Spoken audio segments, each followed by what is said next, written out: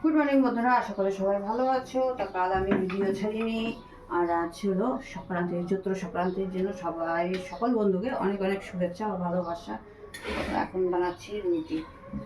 আমি আগে কিন্তু যখন মনে করো শুদ্ধ স্নান করা হয়ে যায় সকাল সকাল, তার স্নান করা হলে পরে যখন আমি খাওয়া বানাই, তো ভগবানের নামে দুটো, আর এটা হলো গরুর নামে।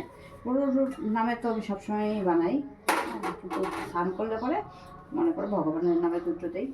তো আজ চৈত্র সংক্রান্তি, চৈত্র সংক্রান্তির জন্য তো আজ অনেকের বাড়িতেই নিরামিষ, অনেকে না, বাঙালি বাড়িতেই নিরামিষ হবে। তো মেনু তো আছে, অনেক কিছুই আছে।